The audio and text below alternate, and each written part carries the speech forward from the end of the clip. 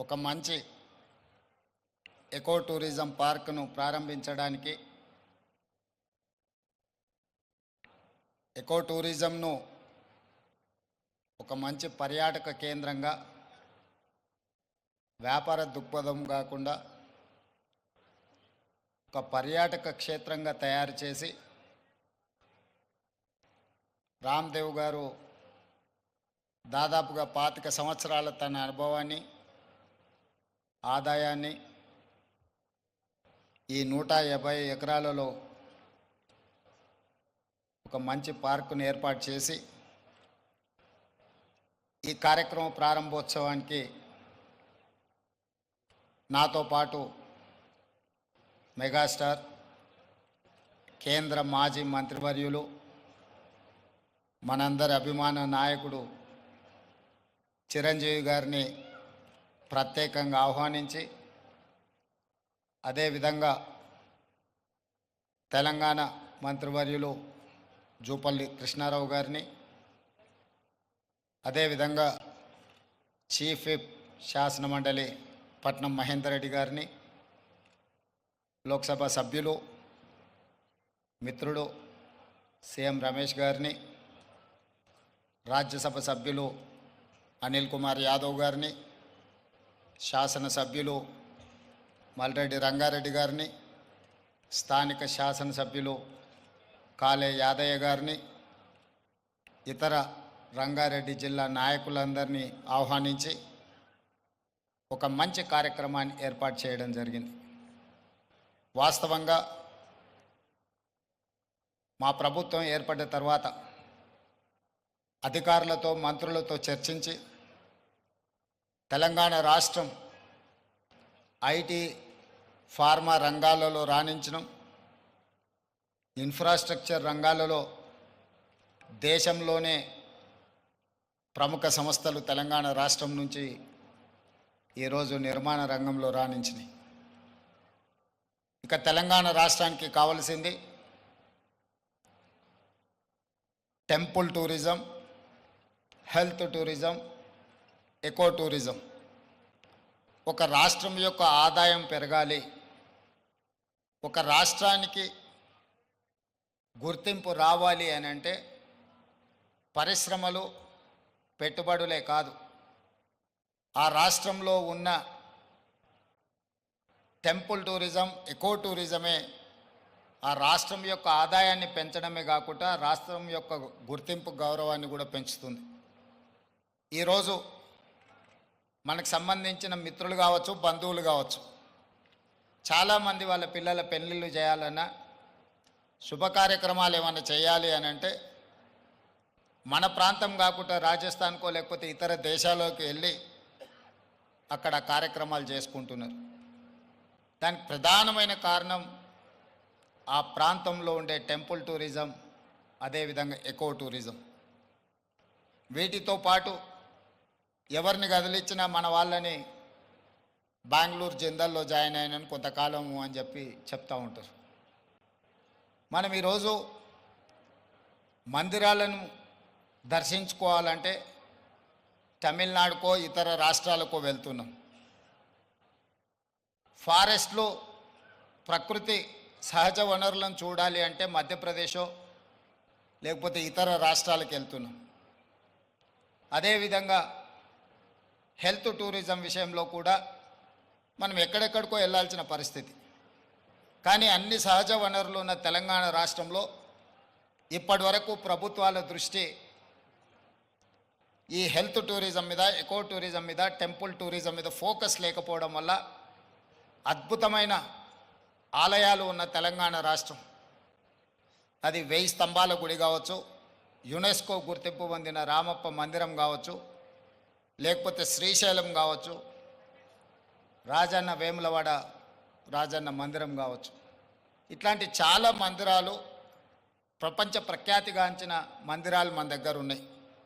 ఈరోజు కవాల్ కావచ్చు, tiger reserve forest, Nallamala tiger reserve forest కావచ్చు, జూపల్లి కృష్ణారావు గారు ప్రాతినిధ్యం వహిస్తున్న కొల్లాపూర్ ప్రాంతం, నల్లమల అటవీ ప్రాంతం, కృష్ణానది జలాలు ప్రవహిస్తున్న ప్రాంతం, అక్కడ మందిరాలకు అక్కడ ప్రకృతి సహజ వనరులకు కొదవలేదు. మల్లెల తీర్థం లాంటి ప్రాంతాలు మన దగ్గర ఉన్నాయి. కానీ వీటికి ఇవ్వాల్సినంత ప్రాధాన్యత, తీసుకురావాల్సినంత గుర్తింపు తీసుకురాకపోవడం వల్ల మన రాష్ట్రంలో temple tourism, eco tourism, health tourism వెనుకబడుతున్నది. ఈరోజు ఎకో టూరిజంలో టూరిజం పాలసీని ఈ మధ్యలోనే శాసనసభలో మనం చర్చించినాం. దానికి మంత్రి జూపల్లి కృష్ణారావు గారే ఆ పాలసీ తయారీలో కీలక పాత్ర పోషించారు. రాబోయే కొద్ది రోజుల్లో టూరిజం పాలసీని తీసుకొచ్చి టూరిజం పాలసీలో ఎకో టూరిజంను ప్రోత్సహించాలని ఈరోజు మన ప్రభుత్వం ముందుకు వెళ్తున్నది. కానీ ప్రభుత్వానికంటే ముందే ఎకో టూరిజం ఈరోజు రామదేవరావు గారి ఏర్పాటు చేసిన 150 ఎకరాలలో ఒక అద్భుతాన్ని సృష్టించిండు. ఈ అద్భుతం వారికి ఒక్కరికి ఆదాయం తెచ్చిపెట్టేది కాదు, రాష్ట్రానికి కూడా ఆదాయం తెచ్చిపెడుతుంది, రాష్ట్రానికి కూడా గుర్తింపు, గౌరవం తెచ్చిపెడుతుంది. ఈరోజు మనం మొక్కలు కొనాలంటే గోదావరి జిల్లాలకు వెళ్ళాల్సిన పరిస్థితి. ఎవరైనా జూబ్లీహిల్స్, బంజారాహిల్స్ లేదా ప్రముఖులు ఎవరైనా ఇల్లు కట్టుకుంటున్నారు అని అంటే గోదావరి జిల్లాల నుంచి మొక్కలు తెప్పించుకునే పరిస్థితి నుంచి ఈరోజు వికారాబాద్, చెవెళ్ళ ప్రాంతం నుంచే ఎవరు ఇల్లు కట్టుకోవాలన్న ఇంతకుముందు పెద్దలు చిరంజీవి గారు చెప్పారు. 20 సంవత్సరాల క్రితమే వాళ్ళు ఇల్లు కట్టుకున్నప్పుడు జూబ్లీహిల్స్లో ఒక ప్రత్యేకమైన మొక్కల్ని పెట్టాలి అంటే రామ్దేవ్ గారి దగ్గర నేను తీసుకున్నాను. ఇది ఇంకా అభివృద్ధి పదం వైపు నడవాలి. ఈరోజు ఇక్కడ జరిగిన అభివృద్ధి ఇక్కడ మన కళ్ళకు కనిపిస్తున్నది 30%. నేను అనుకోవడం ఇంకొక సంవత్సరంన్నర తర్వాత ఇది ఒక అద్భుతమైన పర్యాటక క్షేత్రంగా మారుతుంది అనడంలో ఎలాంటి సందేహం లేదు. ఖచ్చితంగా ఇది ఆ దిశగా రాణిస్తుంది.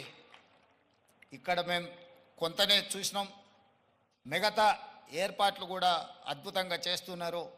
దీంతోపాటు ఇంతకుముందే మా యాదయ్య గారు చెప్తున్నారు, వికారాబాద్కి హవా లాఖో రూపాయి కా దవా అని.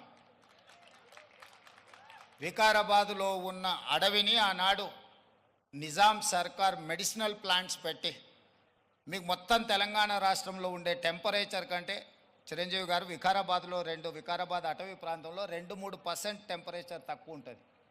లెప్రసీ వచ్చిన వీళ్ళని తీసుకొచ్చి ఇక్కడ వికారాబాద్ ప్లాంటేషన్ అక్కడ వదిలేస్తే 2 monthsలో ఆటోమేటిక్ ఏ ట్రీట్మెంట్ అవసరం లేదు. ఇక్కడ ఉండే ప్రకృతి సహజ వనరుల వల్ల వాళ్ళకి ఆ రోగం నివారించబడుతుంది. గతంలో మెడికల్ ట్రీట్మెంట్ లేనప్పుడు ఎవరికైనా లెప్రసీ వస్తే వాళ్ళ కుటుంబ సభ్యులను ఇక్కడ తీసుకొచ్చి వికారాబాద్లో వదిలేస్తే 2-3 నెలల తర్వాత వాళ్ళని మళ్ళీ తీసుకెళ్తే వాళ్ళు టీబీకి సంబంధించి ఏ సమస్య వచ్చినా ఇక్కడ ఆ కుటుంబ సభ్యులను వదిలేసిపోతే 2-3 నెలలలోనే ఆటోమేటిక్ ఇక్కడున్న ప్రకృతి సహజ వనరులతో వాళ్ళకి తగ్గిపోయేది.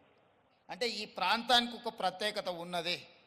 అందుకే ఈరోజు జిందాల్ లాంటి వాటికి ఎక్కడికో వెళ్ళడం కాదు, ఇక్కడనే పెద్ద పరిశ్రమలకు సంబంధించిన వ్యక్తులు తొందరలోనే ఇక్కడ పెద్ద ఎత్తున ఏర్పాటు చేయబోతున్నారు వికారాబాద్ ప్రాంతంలో.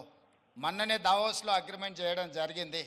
తొందరలో వికారాబాద్ ప్రాంతాన్ని ఎకో టూరిజంలో పూర్తి స్థాయిలో అభివృద్ధి చెయ్యాలని ప్రభుత్వం ఏదైతే అనుకుంటుందో ఒక అడుగు ముందు ప్రభుత్వానికంటే రామ్దేవ్ గారు వేసి ఇంత మంచి వ్యవస్థని ఇక్కడ ఏర్పాటు చేసిండు. తొందరలో ఈ ప్రాంతం యొక్క అభివృద్ధికి ఇది ఒక ప్రాతిపదిక అవుతుంది. అందుకే ఈరోజు ఈ నిర్వాహకులను, రామ్దేవ్ గారిని మనస్ఫూర్తిగా తెలంగాణ రాష్ట్ర ప్రభుత్వం అభినందిస్తుంది. ఇంకా రావాలి ఇట్లాంటి పర్యాటక క్షేత్రాలు. ఇదొక వ్యాపార కేంద్రంగా కాకుండా పర్యాటక క్షేత్రంగా కూడా రాణిస్తుంది అనడంలో ఎలాంటి సందేహం లేదు.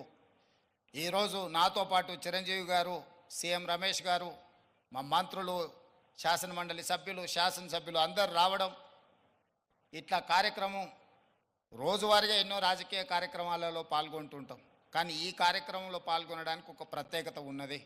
ఈ ప్రత్యేకత రాష్ట్రం యొక్క ఆలోచనకు అనుగుణంగా ఉన్నది.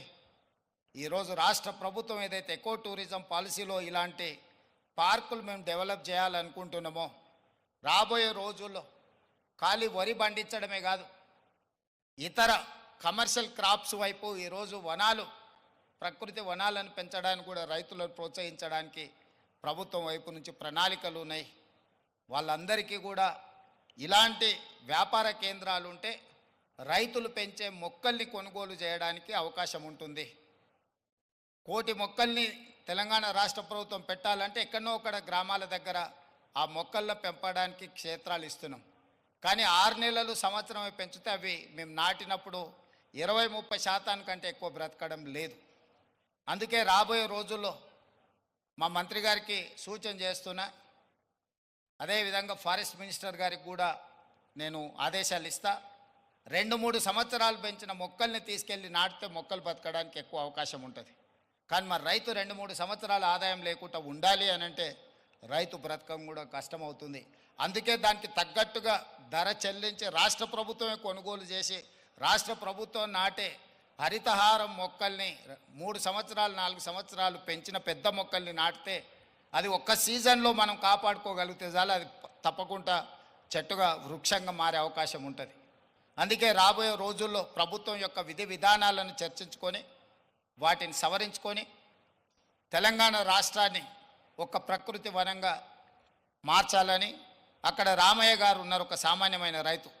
మీరందరూ వారు ఎవరో అనుకోవచ్చు. రామయ్య గారు ఆయన ఒక వ్యవసాయ కుటుంబం నుంచి వచ్చి మొక్కలు నాటే కార్యక్రమంలో భారత ప్రభుత్వం వారికి పద్మశ్రీ అవార్డు ఇచ్చింది. చిరంజీవి గారు రాణిస్తే చిరంజీవి గారికి పద్మభూషణ్ ఏ విధంగా ఒక రంగంలో రాణిస్తే ఇచ్చిండ్రో, ఒక రైతుకు కూడా మొక్కలు నాటడంలో రాణించినందుకు రామయ్య గారికి ఆ గుర్తింపు వచ్చింది. ఖమ్మం జిల్లాలో ఒక మారుమూల ప్రాంతంలో ఉండే ఒక వ్యవసాయ రైతు మొక్కలు నాటడం వల్ల పద్మశ్రీని సాధించిండు. అంటే ఒక కమిట్మెంట్, డెడికేషన్ ఉంటే ఈ ప్రభుత్వాలు గుర్తిస్తాయి, ప్రోత్సహిస్తాయి. రామయ్య గారు లాంటి వాళ్ళని మనం ఆదర్శంగా తీసుకోవాలి. అందుకే ఈ మధ్యకాలంలో కేంద్ర ప్రభుత్వాన్ని కలిసినప్పుడు మాకే నాంపే ఎక్ పేట్ అంటే తల్లి పేరు మీద విద్యార్థులందరూ ఒక మొక్కను నాటి దాన్ని సంరక్షించాలనే ఒక విధానాన్ని ముందుకు తీసుకొస్తున్నాము.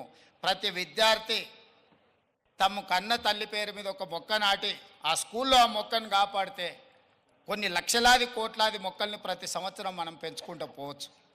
ఇట్లాంటి వినూత్నమైన కార్యక్రమాలను ప్రభుత్వం తీసుకురావాలనుకుంటుంది. తొందరలోనే ఈ విధి విధానాలతో ముందుకు వస్తాం. ఏది ఏమైనా రామ్దేవ్ గారిని మనస్ఫూర్తిగా అభినందిస్తున్నా. ఒక మంచి పర్యాటక క్షేత్రంగా దీన్ని తీర్చిదిద్దండి. ప్రభుత్వం వైపు నుంచి అవసరమైన సహకారం తప్పకుండా ప్రభుత్వం అందిస్తుంది. మంత్రి జూపల్లి కృష్ణారావు గారు, స్థానిక శాసనసభ్యులు యాదయ్య గారు, మహేందర్ రెడ్డి గారు ఉన్నారు. ఏదైనా స్థానికంగా అంశాలు ఉన్నా కూడా వారు మీకు సంపూర్ణమైన సహకారాన్ని అందిస్తారని తెలియజేస్తూ మీ అందరి దగ్గర సెలవు తీసుకుంటున్నారు. ధన్యవాదాలు మిత్రులారా.